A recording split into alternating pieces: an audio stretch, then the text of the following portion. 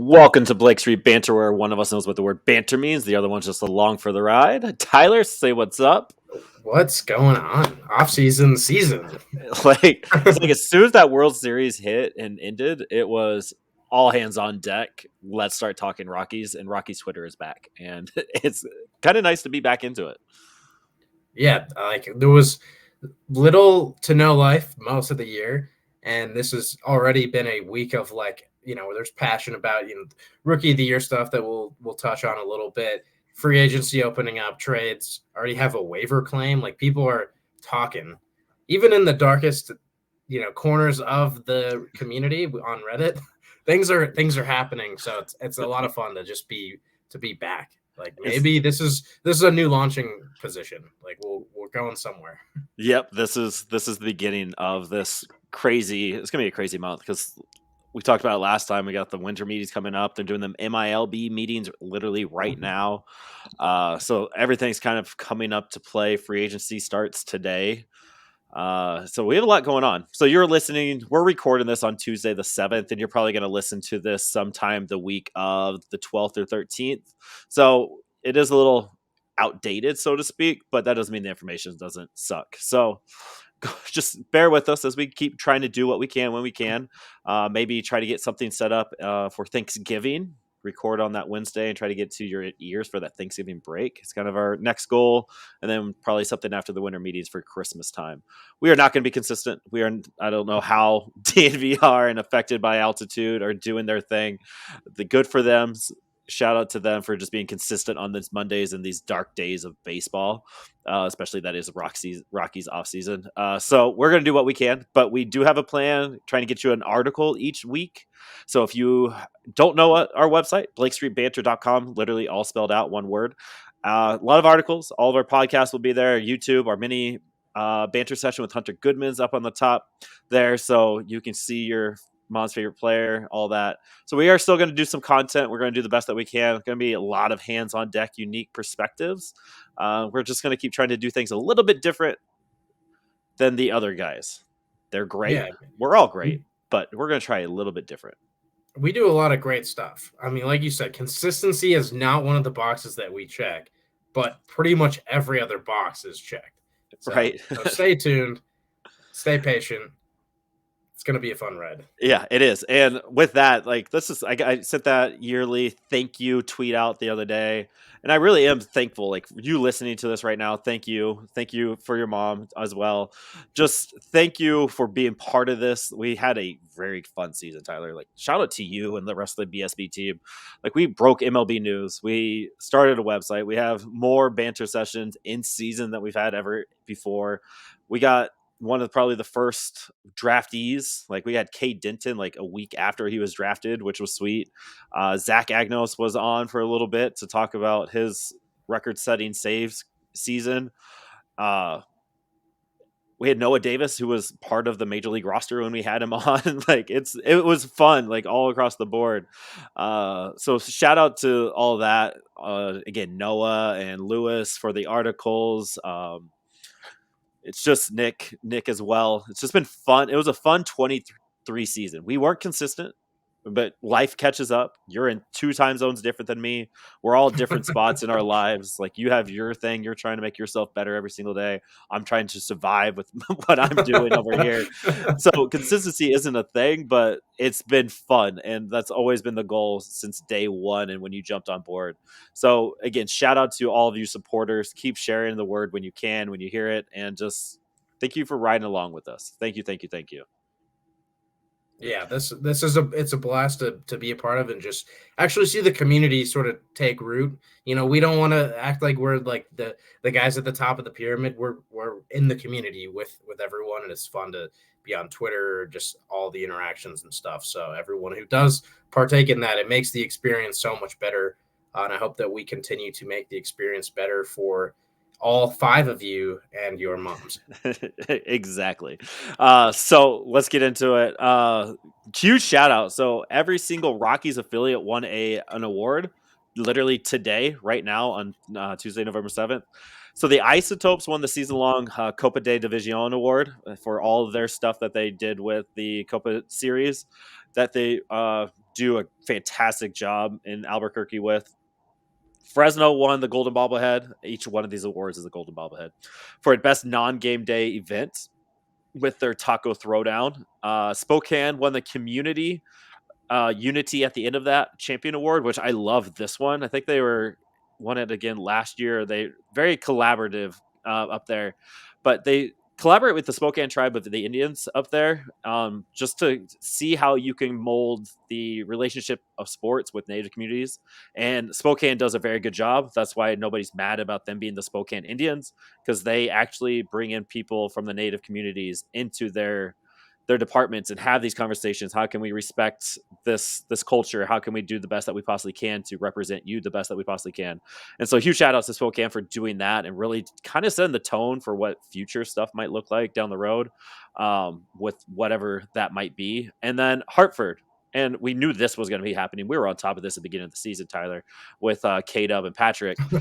Hartford with the best theme night collection specialty jersey with their bouncing pickles. So if you did stick through 2023, we are ending it right now, putting the cap on it from bouncing pickles from episode 1 of the season to bouncing pickles to episode 30, 31 right now.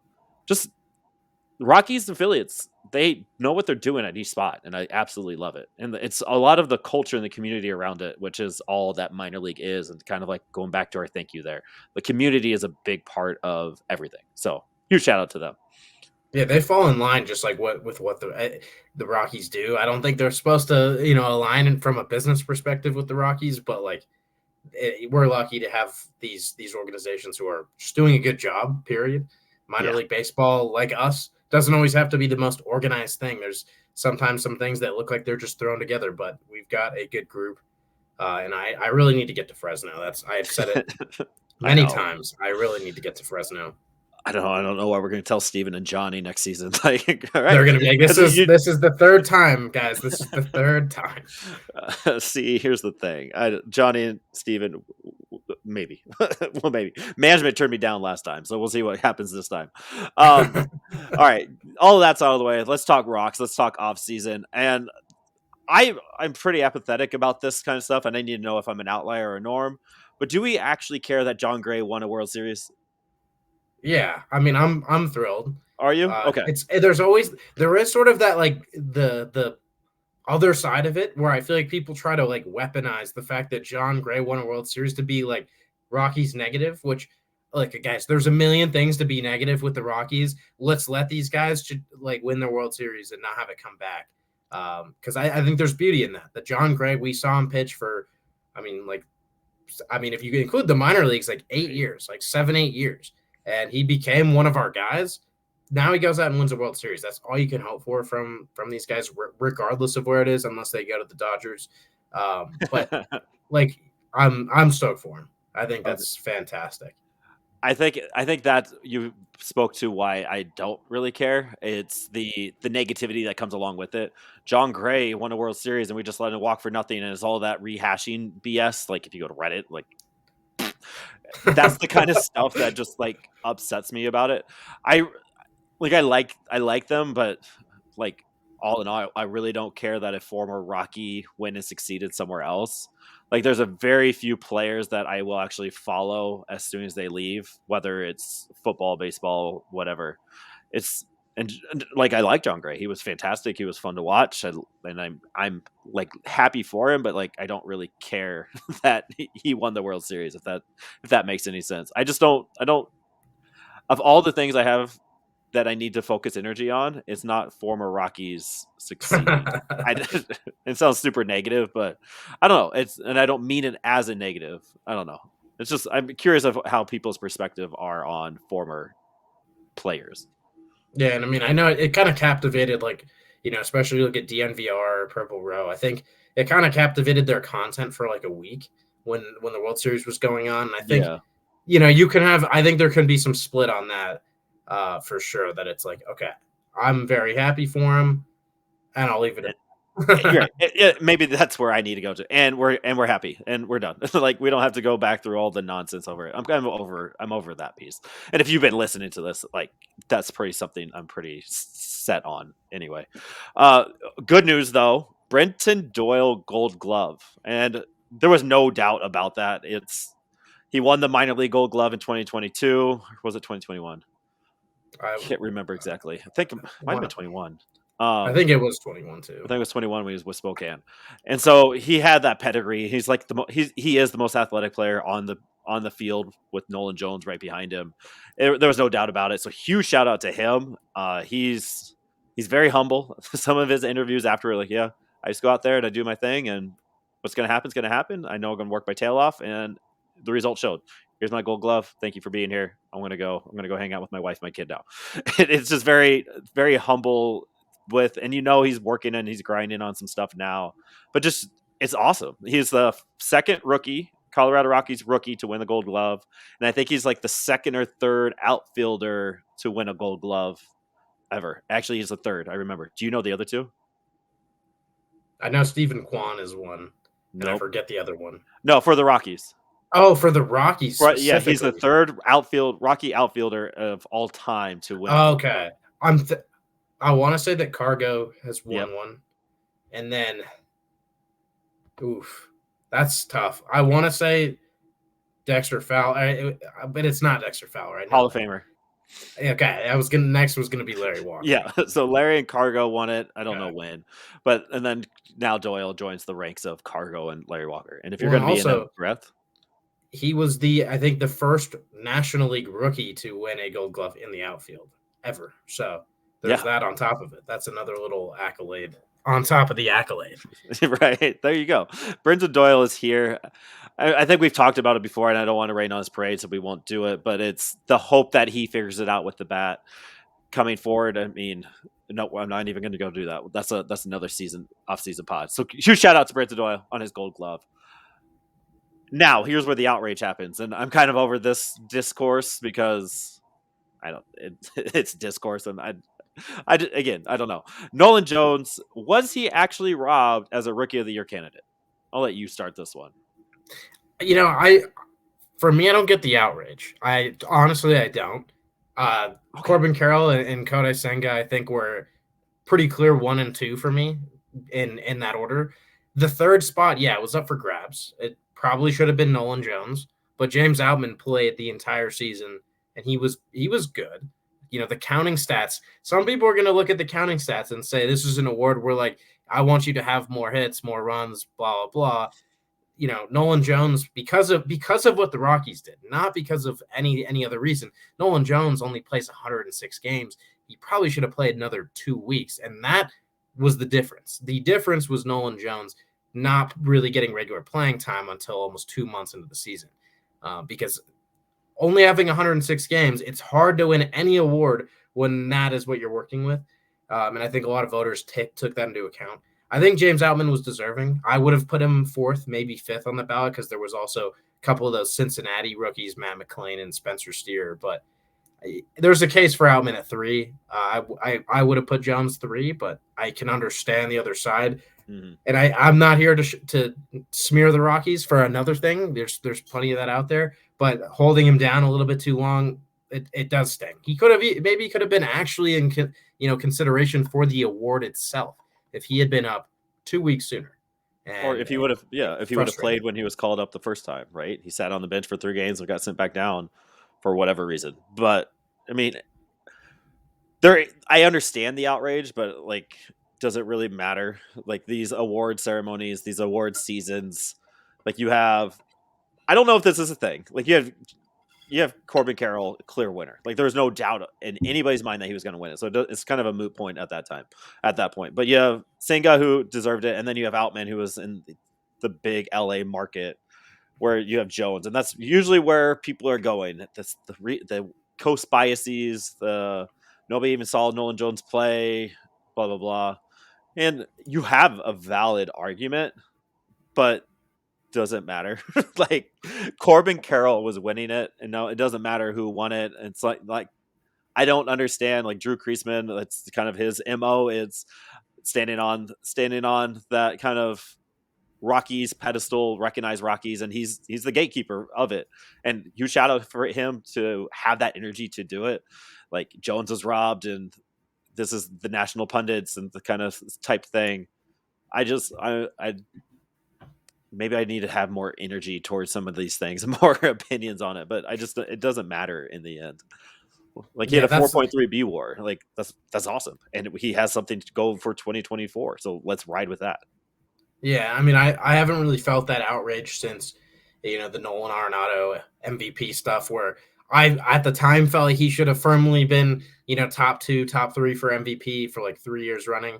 That was kind of also a time of being, I don't want to say I was naive, but like there's a bigger picture at play, and I think you kind of nailed it, Jones.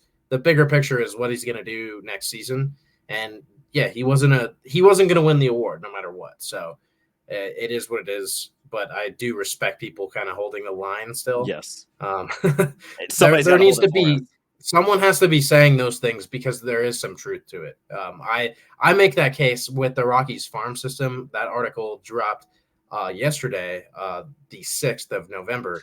I think there's some bias there. We're not going to get into that.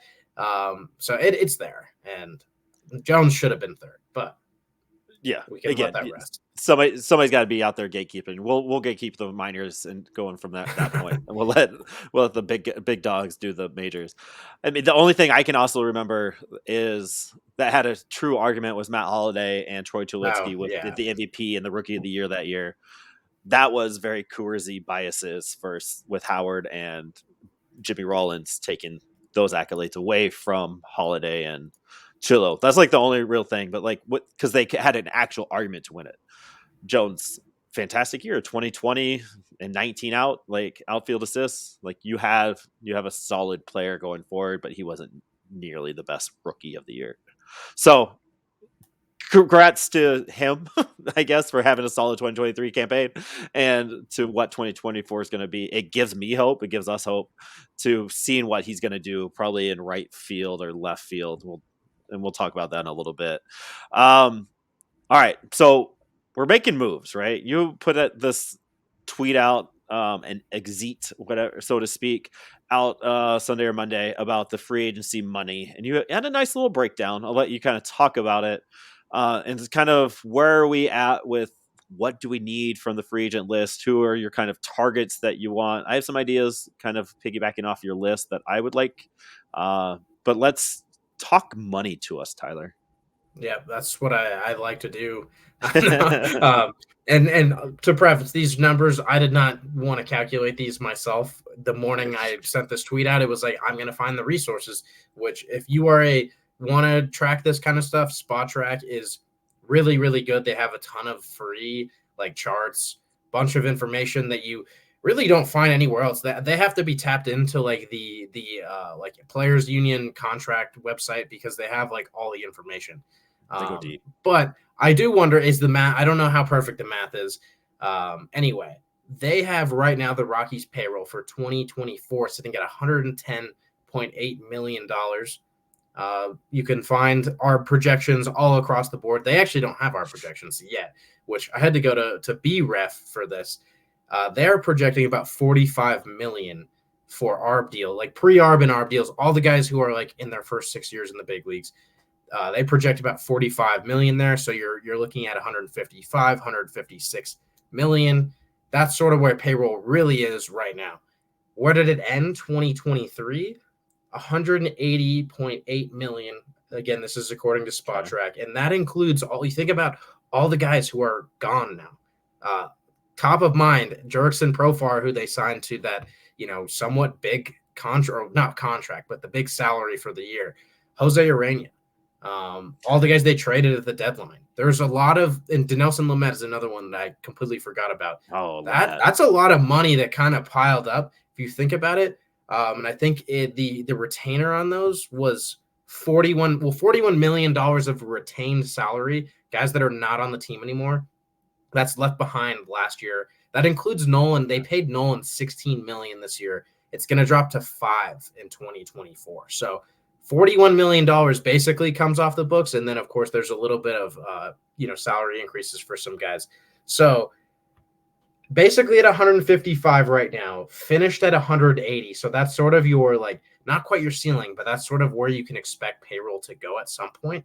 And I think that's the preface of things are going to happen, there's going to be additions somehow, some way, and from there we can kind of dive into some candidates that might be joining the organization, and that's a whole complex can of worms that we're barely going to be able to scratch the surface on. More of just a fun thing. If it does happen, 1% chance we'll have a nice time doing a victory lap. Right. This is where the offseason really starts getting fun. The predictions and the hopes that you can add to the team, like and going down the whole Dick Monfort timeline of here's the offseason. He's going to send his letter out soon. That's coming. That's going to cause some discourse. Will we have a fan fest? I think we're having a fan fest. We'll see. But like, where's that money being spent? So there's about $20 to $30 million to play with on the free agent market. Rockies have clear needs in the starting pitching and the relief pitching. Relief pitching, not so much. I think they probably need one more arm after adding Beeks, which we'll talk about here in a little bit. Maybe one more arm that you want to just add into the mix of arms there. But can we just get off this case that Tim Anderson is not going to be a Rocky? He does not need to be the Rockies reclamation project. Last year, it made sense with Cody Bellinger. We needed a center fielder. We needed somebody. Cody Bellinger made the most sense, and it was going to be affordable.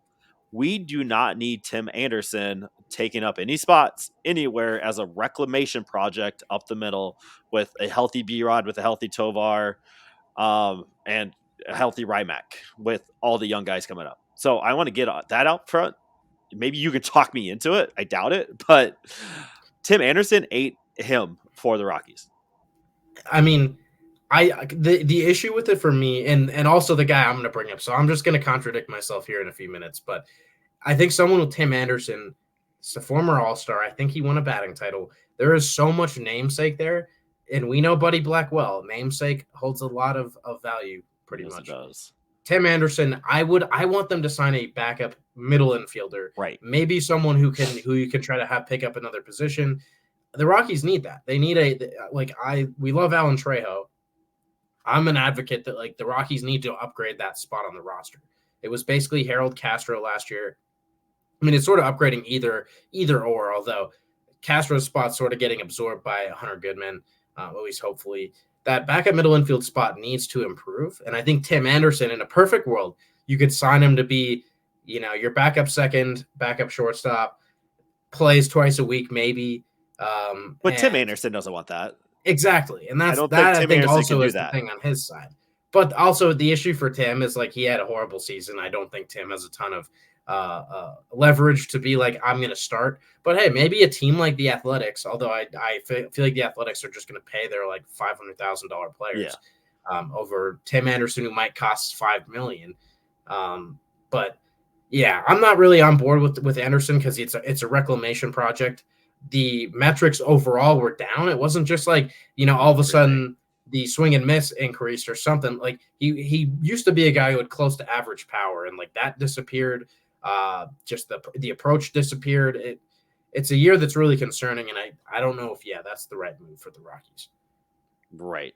And I think we're in agreement with the name that you're kind of thinking. I like this guy. I didn't know he was injured most of the season. I was pretty stuck on Colorado Rockies stuff. I need to do a better job in 2024 following the league.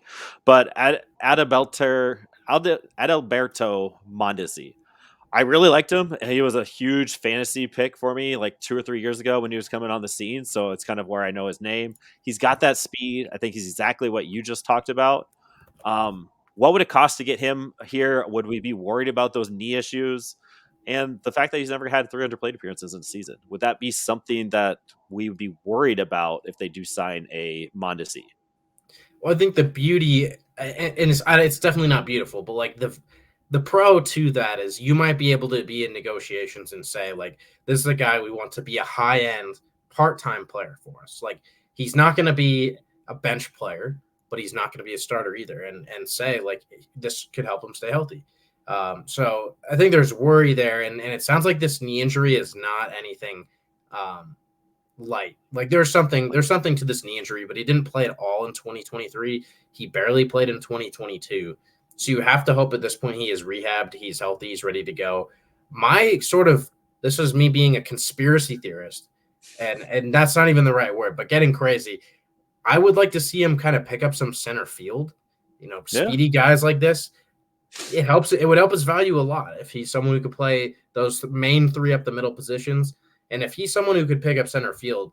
Maybe he's not going to be great right away, but like I think the Rockies could use depth in center field too. So if you're able to get a guy who plays all three of those premium positions, brings you more speed. He had a lot of not a lot, but he had power back in the day, back when he was kind of in his prime. Like this Yeah. was a guy who could hit the ball hard. He wasn't elevating for home runs, but he hit the ball hard. I mean, there's a lot to his profile that I like, especially as a backup kind of utility guy. So Mondesi is. I'd love to see Mondesi signed. I think. Yeah, I think you asked how much it would cost. You probably are able to get him for that Cody Bellinger type of deal. Like he gambles on himself, and it's a 1 year, $7 to $8 million deal. You have to think about what he sort of has some lost ground to make up from a contract standpoint. So I would support giving him that kind of money. Yeah, I was kind of wondering where you're going to go with that number because as you were speaking, Cole Tucker came to mind, who's not. I don't think he's not with the Rockies anymore. I think he elected free agency after his minor league deal was up. But like, is there really a difference between a Mondesi and a Cole Tucker? Like Cole Tucker probably get on a minor league deal, hang out, can make that call up to be that utility guy. But if the Rockies weren't using him as the backup utility last year, what would really be the point of Cole Tucker? Maybe Mondesi just brings that extra piece, which is that speed that tends to win games. Like look at the Diamondbacks and their run they made. That was small ball-esque, and maybe the Rockies are kind of thinking of going down that road with Doyle and Jones starting to steal bases. So I don't know. I was just thinking Cole Tucker if would be a nice plan B, plan C option if Mondesi doesn't come here. Well, I'm trying to run some data real quick. I don't know if I'm going to be able to do this in time.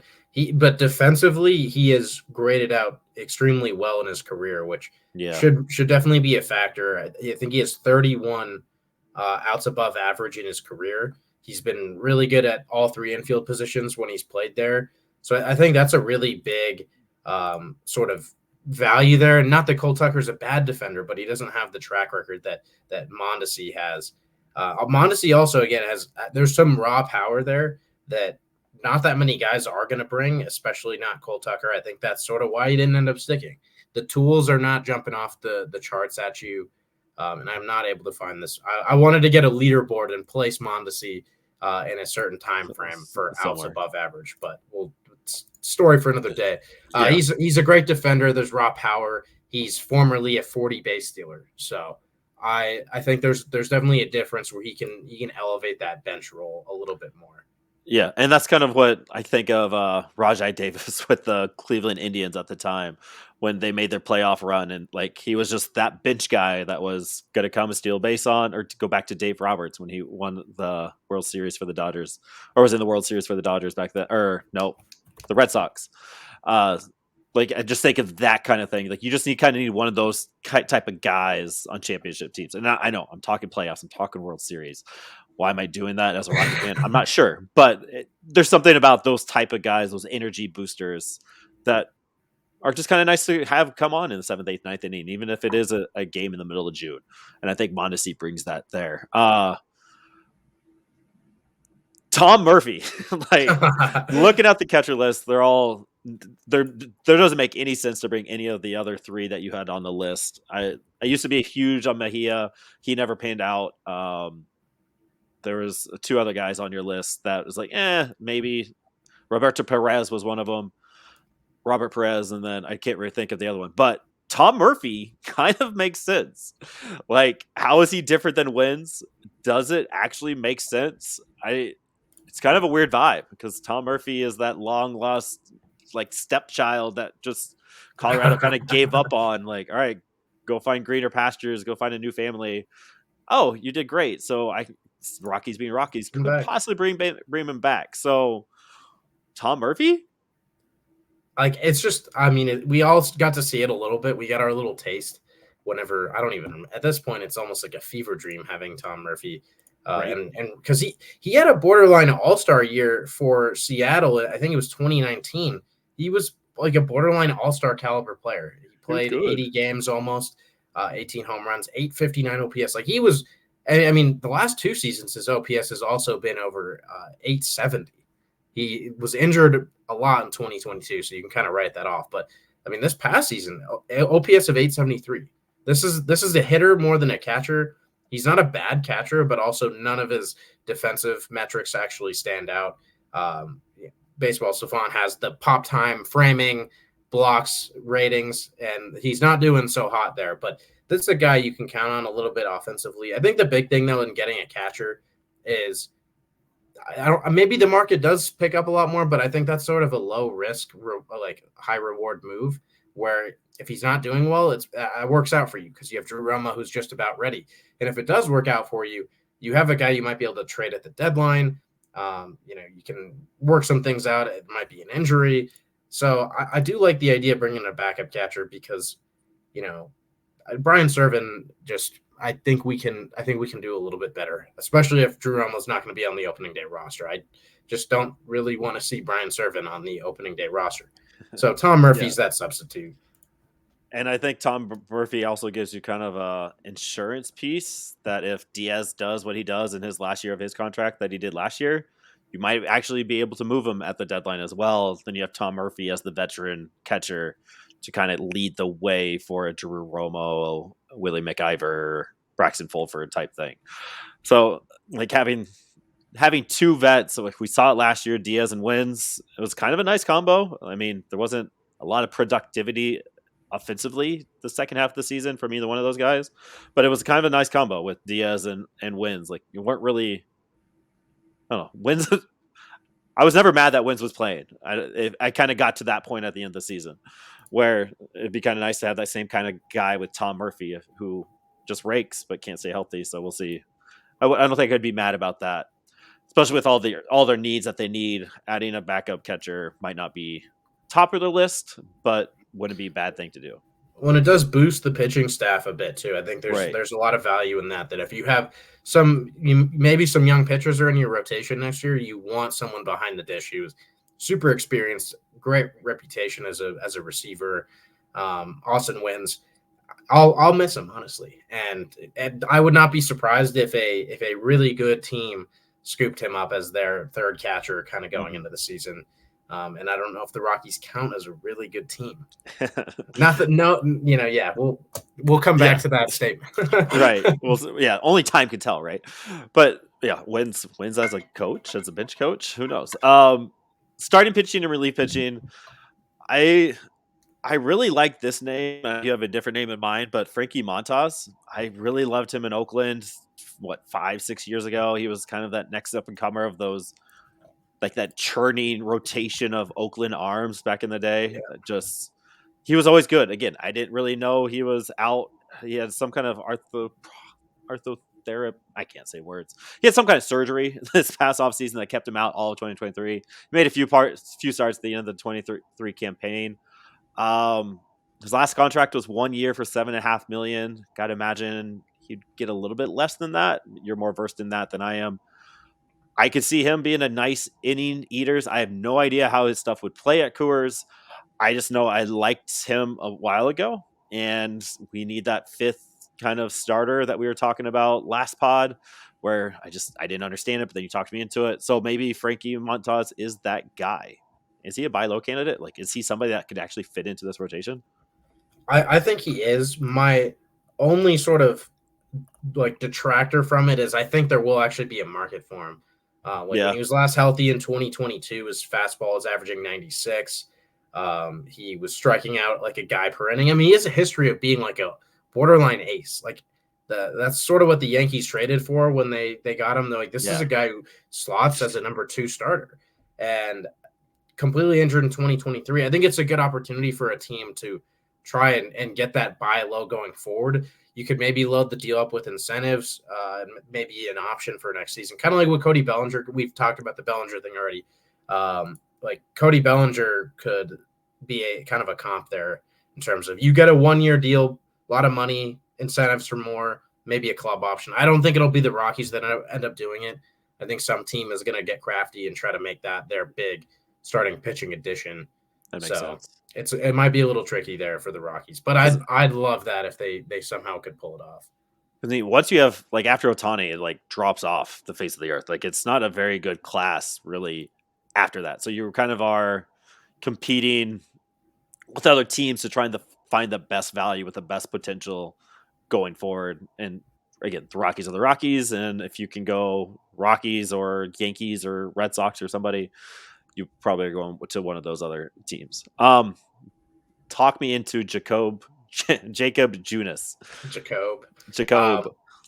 Um, this is one. The preface is I think the Rockies have to shop in this tier for pitching, because they're just not going to be able to lure any of the truly top guys in free agency. And Junis is an interesting one because he has 110 career starts, but also has like 50 something relief appearances, and he is sort of that hybrid, and that's sort of a reason I picked him.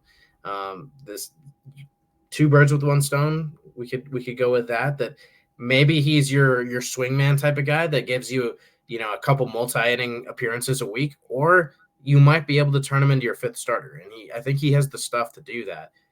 He's mid 90s.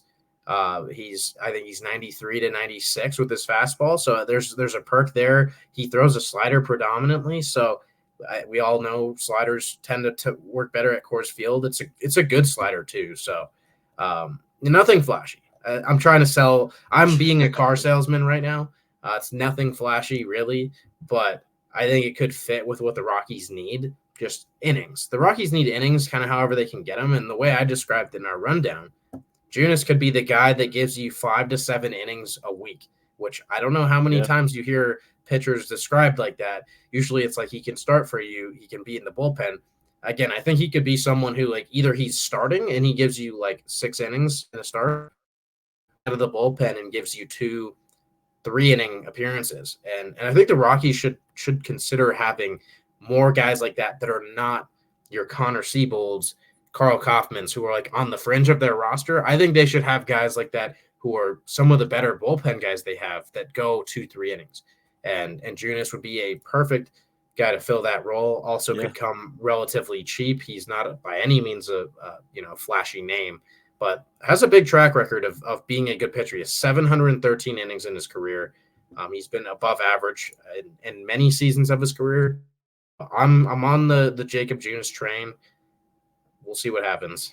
Yeah, and it makes sense, and I kind of agree with it. Kind of, the Rockies are kind of doing what you're just explaining with Greg Bird last year, trying to extend him 2 to 3 innings, being that knockout reliever if you needed, or if you needed him to start that time. Ty Block became that guy towards the end of the season too. Junis and Ty Block seem very similar to me. Junis is a righty, however, but yeah. So last year, Junis was in 4 games, only started 4 of them. He actually finished 6 games, had 86 innings pitched, so he's roughly 2 3 innings per outing. So kind of exactly what you were talking about, just that inning eater wherever and however, because you couldn't really count on a Chris Flexen or a Chase Anderson to get you 2 or 3 innings in the fifth, sixth, seventh inning. Like they were starters. Mm-hmm. Junis kind of gives you that Swiss Army knife type of feel going forward. Like they need a starter, but they also need a reliever. So why not combine the two powers and see what you can come up with? So, all right, you talked me into it. And he seems cheap. His last year contract was what, 3 million, 2.8 million? Yeah, 2.8 Yeah, million for the Giants for that 1 year. So expected I 3 million return, I 3.5 maybe. I think it'd be sort of between 3 and 5 total. There's going to be maybe a 2 year deal. I think a Right. guy like that, he's got to be looking multi-year if he can get something like that. And if the Rockies say, hey, 2 years, $10 million, I think that'd be good for both sides. Pitching doesn't always come cheap. Guys that are on Can the overpay. actual open market and guys with the long and quality track record are not going to come super cheap. So 5 million a year, that's what the Rockies gave Pierce Johnson. I think that Junis could fit better at altitude, which that's a bit of a pro. So that's Yeah. sort of I think that'd be a crafty outside the box way to really boost the pitching staff. Yeah, it'd be fun. So adding Mondesi and Junis, you got Swiss Army knife, so to speak.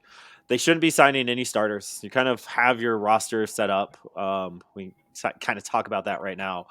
So adding just a few pieces rather than a Chris Bryant or a Jerkson Profar who have to start if they get signed it'd be kind of nice if they got away from that this year and just let the kids play, kind of lean into this youth movement by accident.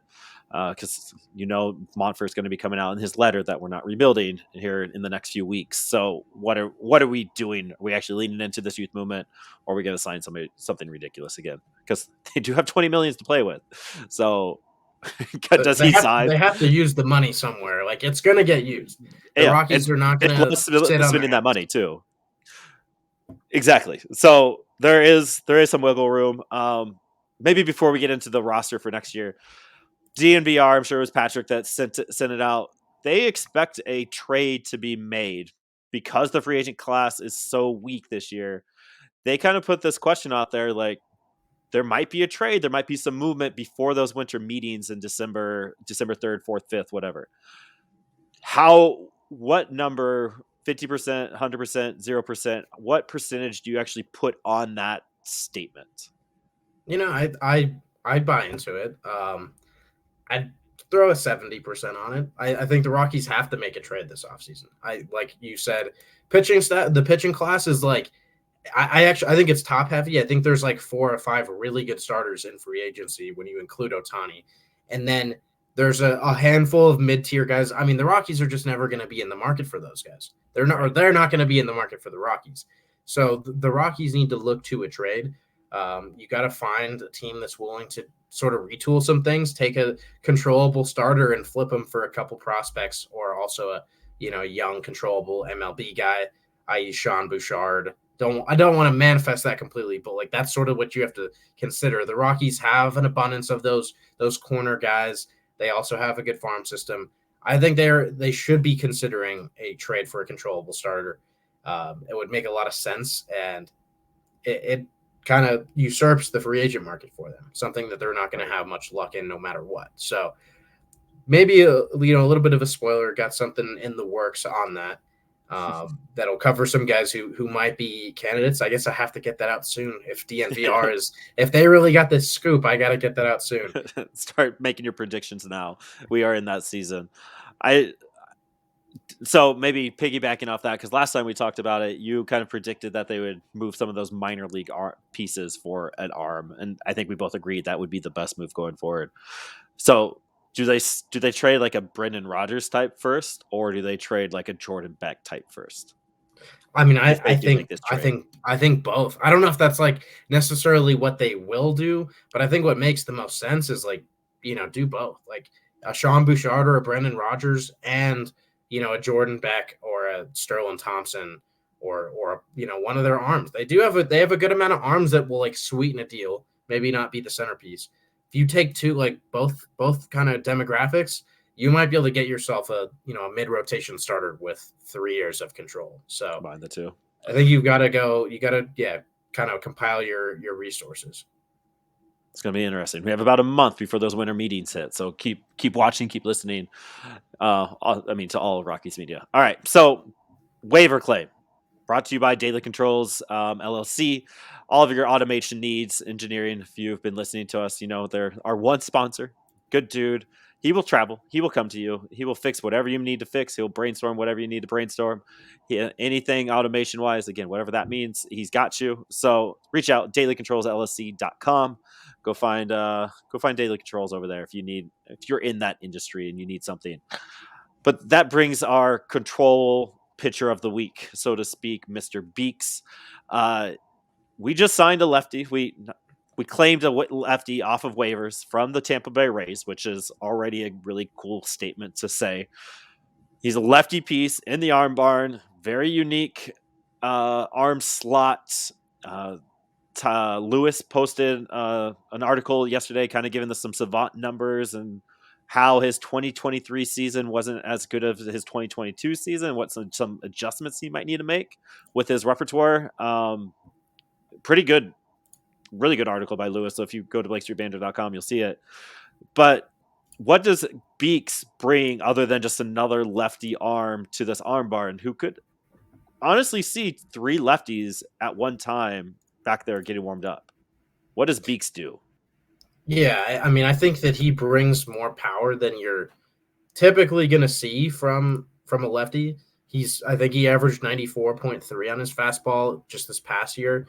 And really what sells him for me is his changeup. And I know I don't want to start beef with Lewis, but in his article, he said he doesn't necessarily think the changeup is going to be what carries him.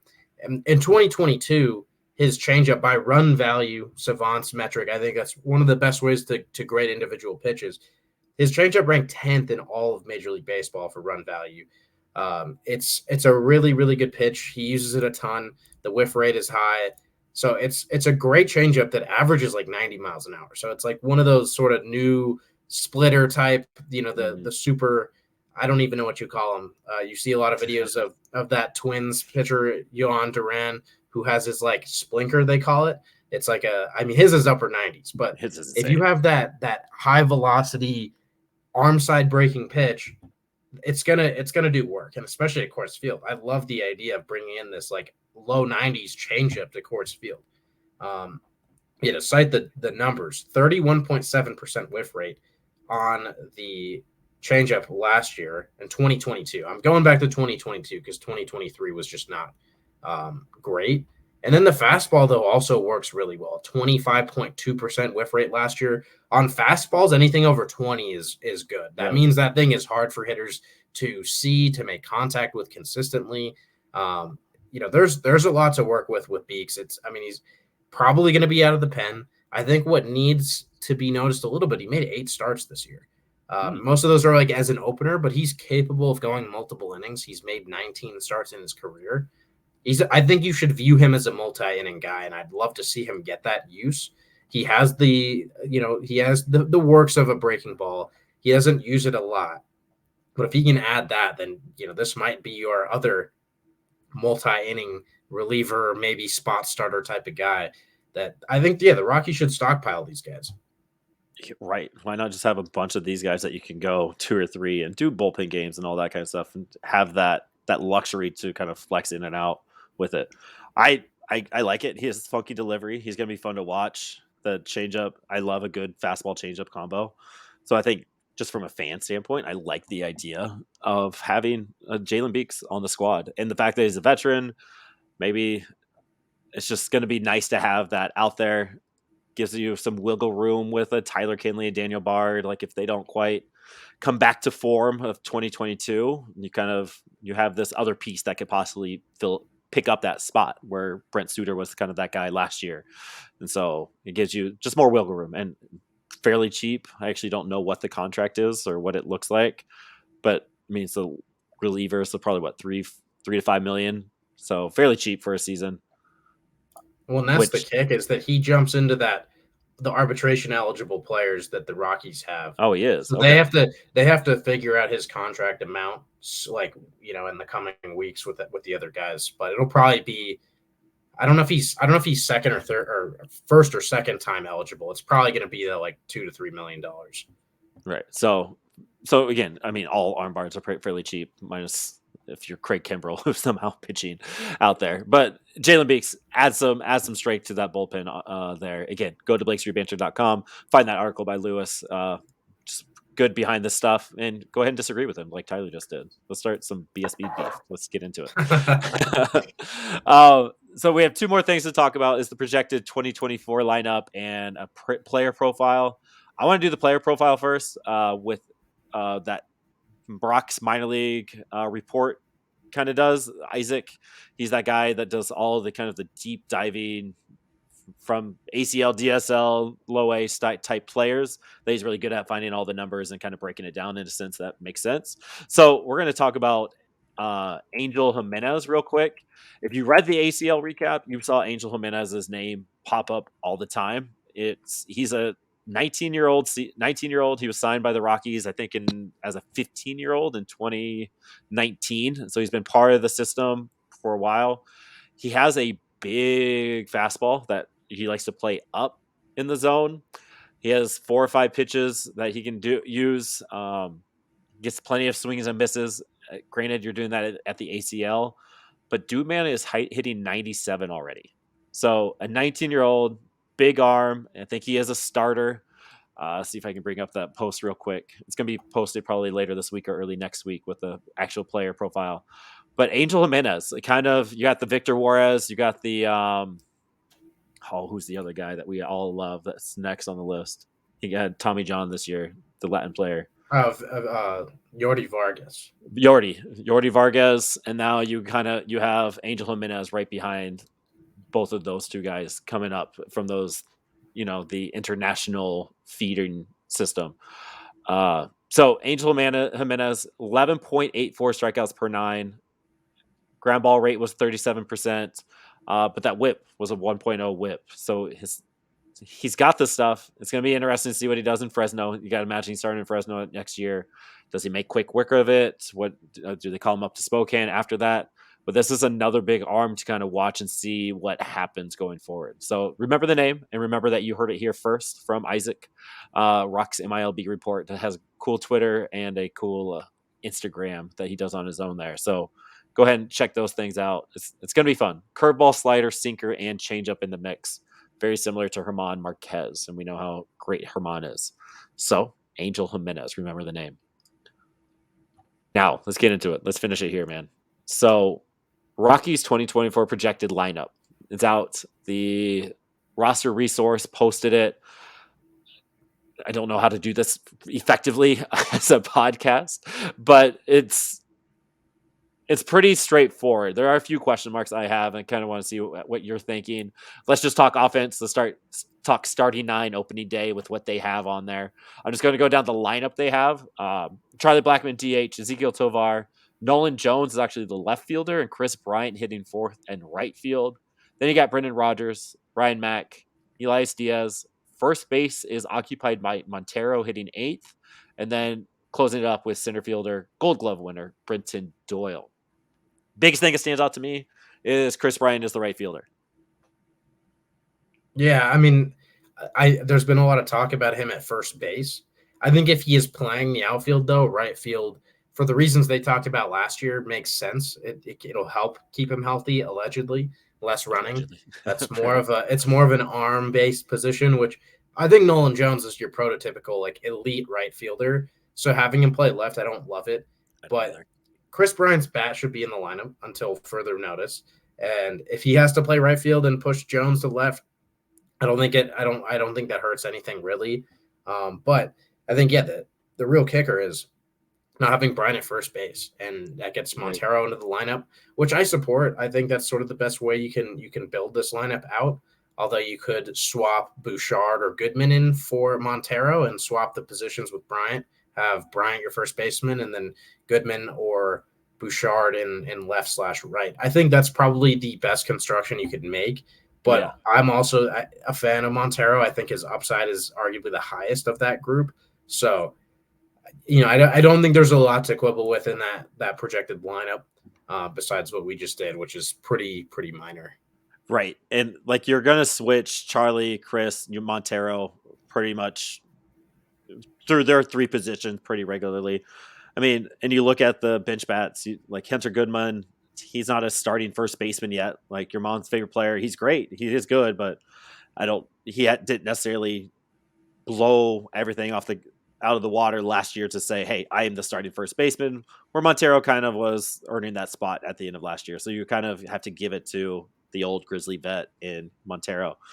And so it's going to be interesting how they use Chris Bryant. I just want to see a season where I get 110 games out of Chris Bryant and he just produces at an average rate. Like, I think that's kind of what we need at this point. We're all frustrated. Injuries suck, and there's no knock on Chris, but we're paying that much money is going into a guy that we can't get 110 games out of. It's a little scary. And knowing that you have Hunter Goodman and Sean Bouchard who can fill right in right field or left field or the outfield there. So it's pretty standard, pretty straight up. I don't see any crazy surprises coming up. The bench has Brian Servant. We talked about that. We'll see how that plays out. Hunter Goodman, Alan Trejo, we've talked about that. Like, you were out there last time saying Julio Carreras. If we don't go outside and sign Mondesi, maybe Julio's getting that utility spot. You have Coco Montez in the mix as well. And then Sean Bouchard is the fourth outfielder, which makes sense now that Nolan and Doyle, like Sean is kind of the odd man out that they signed Charlie to that 1-year deal too. It's going to be interesting to see how it plays out with. No, maybe this is how I want to word it. where's Tolia in all of this? Like, he's kind of that missing. He's absolutely crushing it in Mexico. Maybe as you speak, I'll look up his Mexico Winter League stats. Where is he in this mix? What's next for like Shunk? Um, there's Jimmy Heron down below. There's some other names that could be possible bench mats, but the big one is Togs. Like, where's he at in this? Yeah, I think last year he got passed up by Hunter Goodman, and then Sean Bouchard came back and said, "Yeah, I'm still this first base corner outfield guy." And Bouchard is clearly going to make the roster unless he had like an absolutely terrible spring training. Even then, I think he's done enough in his little end of season stints to earn himself a shot on the opening day roster. And so that place is totally in kind of an odd spot. He could definitely work his way onto the roster, but with the presence of Montero and Goodman, who as of right now are ahead of him, Totally is on thin ice, really. If he doesn't come out of the gate pretty hot next season, like his roster spot is open and available. If they need to add someone to the 40-man, Tolia becomes one of those next guys up to DFA. And I'm not sure that teams would line up to bring him in. He has not really shown any signs of life. You think of there's a guy with the Mariners, Evan White, who it's an eerily similar profile. This was another guy who was drafted out of college first round. There's this expectation he's going to be a Gold Glove first baseman, but he hasn't hit. And I mean, the Mariners unfortunately signed him to a multi-year extension to try and get ahead of the market. That turned out terrible, but like very similar. They just haven't hit, and Evan White is currently buried with Seattle. So Tolia might be on his way out if he cannot perform pretty early on next season. Not advocating for that. We never are advocating for guys to go, but he's sort of on that verge right now where he needs to make an impact sooner than later. Yeah, and you were hoping that he would go to Mexico and kind of fix some of that. He's crushing it. He has 5 doubles, 3 home runs, and 67 at-bats, 81 plate appearances. However, it's that strikeout rate that we're all concerned about. It is currently at 28% right now in those 18 games, and those 81 plate appearances for the Monterrey. I don't even know what their logo is for Monterrey in the Mexico Winter League. So the strikeout rate's still up. That's the one thing that you're hoping that he would drop down. Again, the power's there, the glove is there, but there is we kind of talked about it again last pod. Like, there is kind of this small little window, this little gap with the strikeout rates and how much you can actually do with it. Like, we talked, I think it was Benny Montgomery we were talking about, and specifically, like, he has good at bats. He might strike out a lot, but the contact he is making on the other 70% of the time is good. Don't know if we're necessarily seeing that with Tolia. I haven't been watching. This is all kind of number watching, but it's something that you got to kind of watch and see how spring training goes for Tolia. He kind of is the odd man out with your mom's favorite player making a presence for himself last year. It'll be interesting to see how they kind of fill up that bench going forward, especially again with Alan Trejo. And we talked about Brian Serven as well. The rotation, pretty straightforward. I kind of like it, especially the fifth spot. But Kyle Freeland, Austin Gomber, Feltner, Lambert, and then Noah Davis in the 5th spot. Names that you're not seeing is Senzatella and Marquez. I think they're slated to come back in July. I think it's kind of the vibe there. We'll see how that goes. When did because they got early season Tommy John, right? Well, I think Senzatella was pretty middle of the season because he kept getting injured. He came back late. He had an elbow injury. He came back and then tore it in, I think, July. So I think Senzatella's going to miss the season.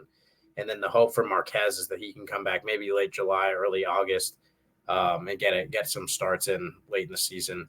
So really, though, when you're looking at that rotation, I think that's how it stands, unless there is an addition, which does seem pretty likely.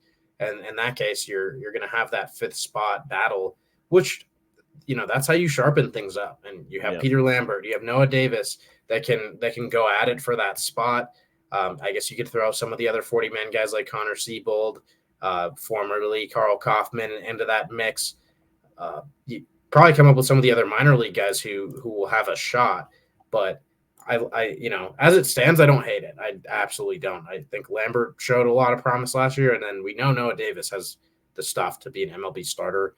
I think he knows all the things he needs to work on. That's one of the things with him you're not worried about is him making progress. So I would not They're mind gonna him make being adjustments. the fifth starter coming into the season.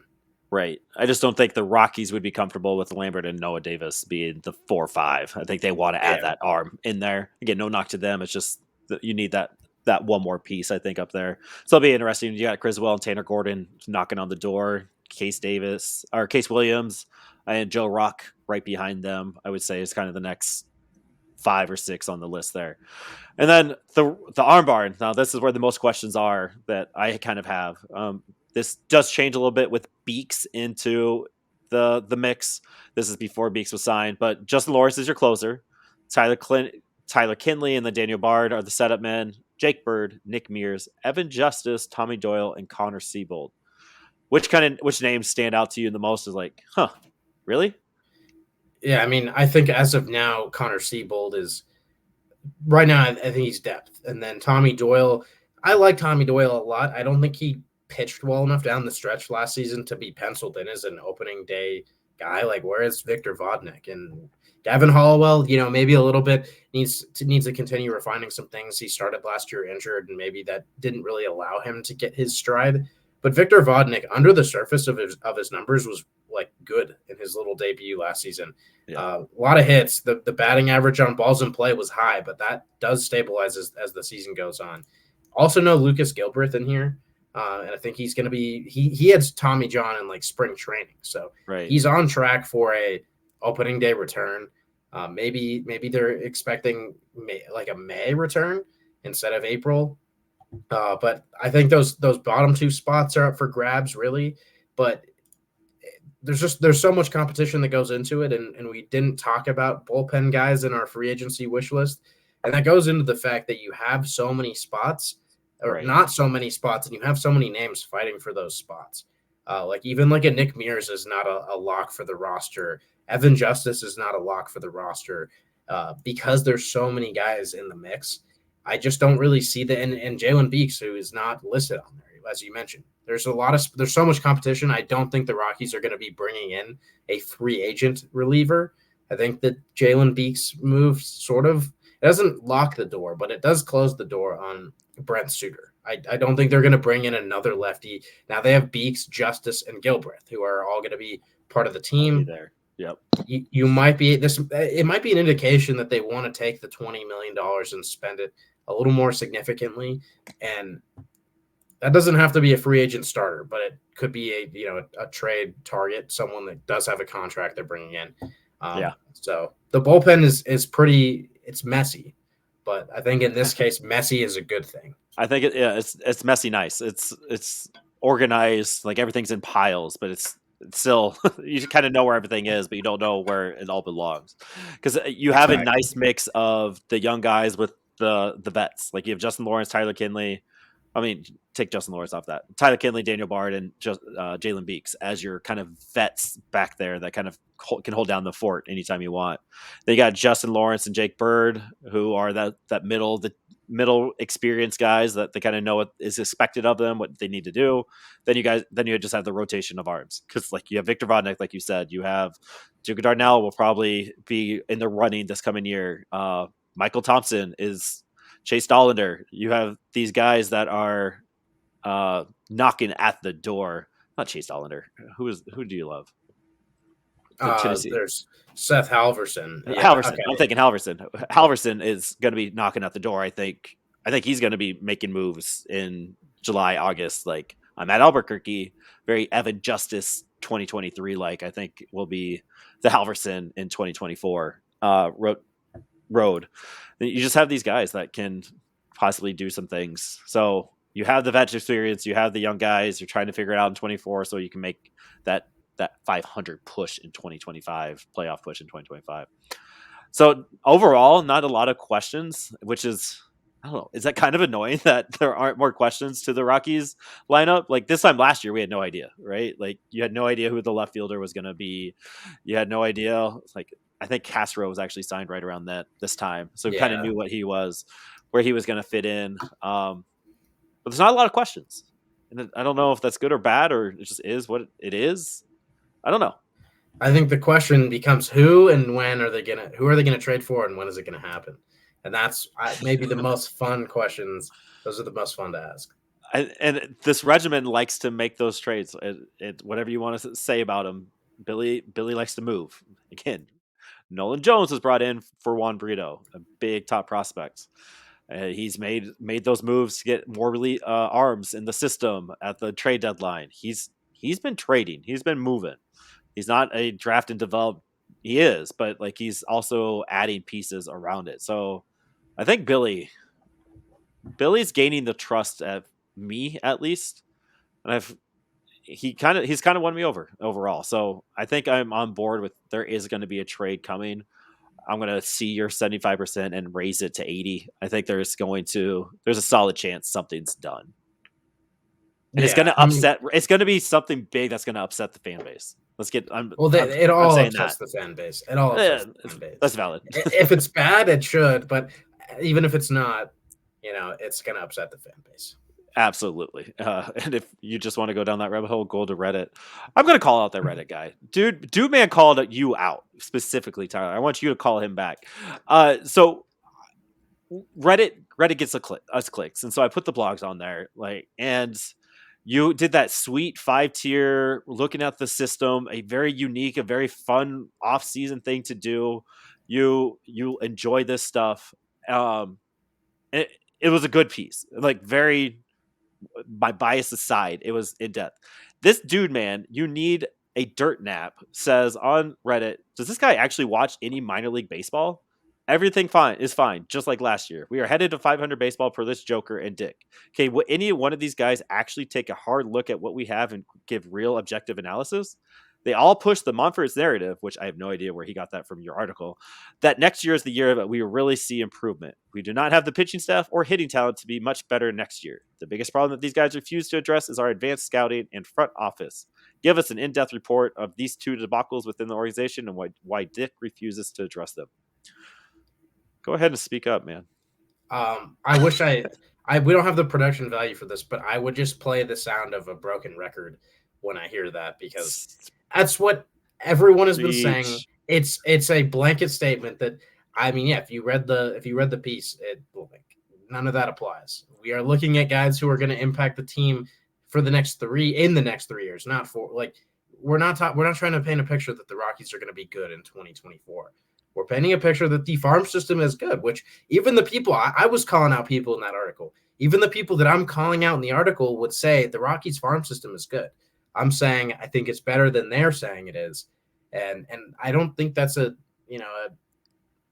don't think that's blind in any way. I think, nope. The Rockies are going to be the Rockies. We all know that. Yes, exactly. Broken record. Squeak. It's so. I don't know if that's annoying. What a broken record sounds like. It's not, but you can tell your age with that there. And I said the same thing. And honestly, the people on the Reddit kind of came to your defense and said the exact same thing. No, they aren't. They are pushing the correct narratives that help is coming. So there's a lot of that in the Reddit. It's just, if you're going to say the narrative, don't ask us to do the dirty work. You go do the dirty work. I don't know. It was frustrating. It's Reddit sucks. Like, it used to be so much fun in 2019, 2020, 2021, where there was actually discourse. But every time you go there, it's just people saying the same dumb stuff every single time and with absolutely no value. Like, if you're going to say something like that, back it up somehow. Don't ask us to do it. You go do it.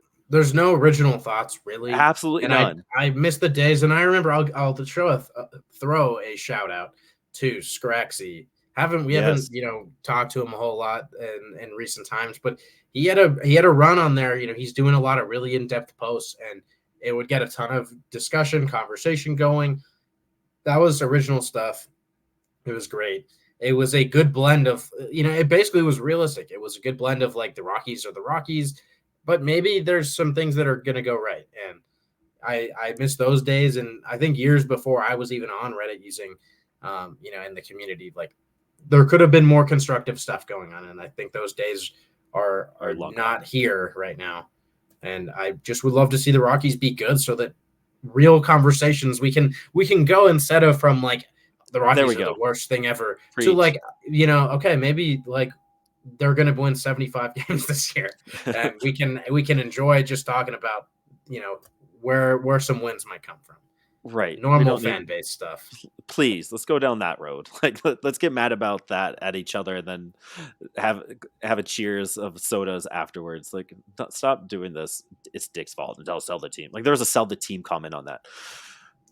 Brody, not the spot. Just go somewhere else. It's annoying. Anyway, okay, off my soapbox, off your soapbox. We're done. We're here for a good time. Remember, we are here for a good time. So that's gonna wrap it up. Welcome to Blake Street Banter. Where one of us knows what the word banter means, the other one just along for the ride, and we will see you who knows when. But tell your moms that we're here. Go check out the website. Go check out the banter sessions with all of our dudes, and we'll see you around.